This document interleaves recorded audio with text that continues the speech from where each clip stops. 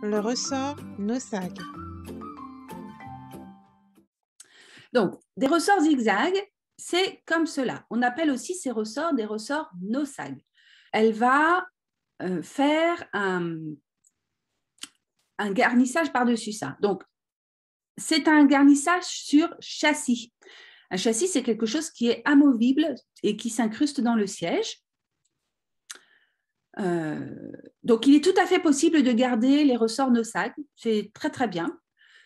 Ce qu'il faut faire, c'est les guindés. Donc, là, ils sont déjà un peu guindés. On voit là sur cette photo qu'il y a des espèces de tirants en métal.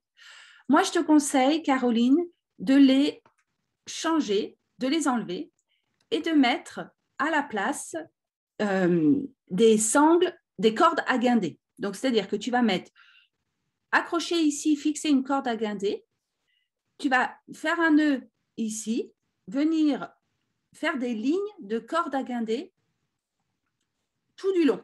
D'accord? Comme ça va maintenir les ressorts ensemble et tu vas pouvoir un petit peu les baisser en tirant dessus, en tirant bien sur la corde. Ça va réussir à les abaisser un petit peu.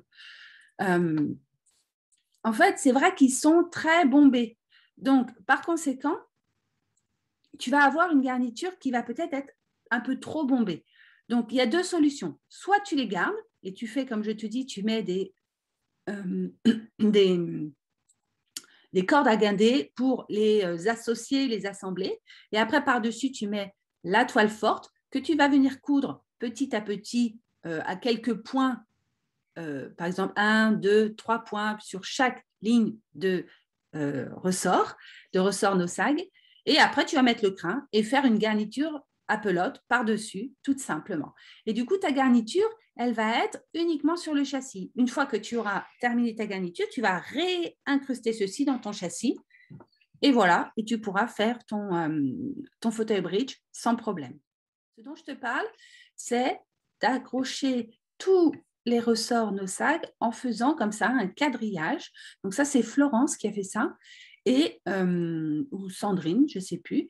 On va faire des nœuds comme ça, petit à petit, sur les différents ressorts afin de pouvoir les solidariser et ça va permettre un petit peu de les abaisser. Ensuite, tu vas faire une couture de la toile forte sur ces ressorts pour pouvoir y mettre après, par la suite, le crin.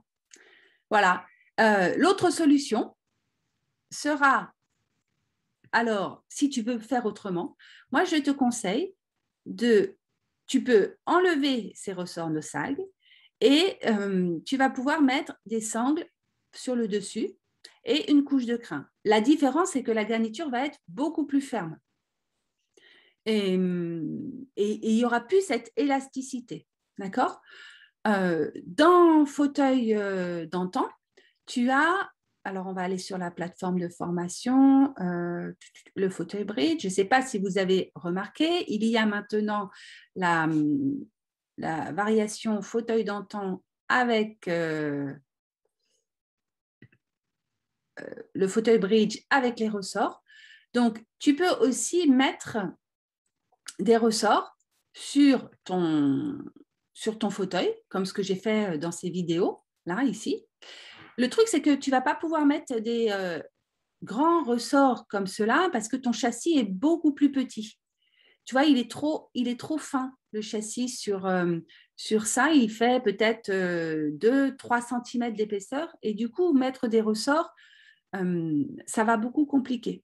Donc, ou alors, la solution est de carrément enlever le châssis et de venir utiliser le fauteuil et d'envelopper complètement la garniture. Mais ce n'est pas du tout un fauteuil qui est fait pour. Donc moi, je te conseille de garder les ressorts no-sag et de faire un guindage comme ce que je viens de te montrer sur cet exemple-là où tu vas tout mettre en guindé, tu vas tout guinder avec une corde à guinder tout autour.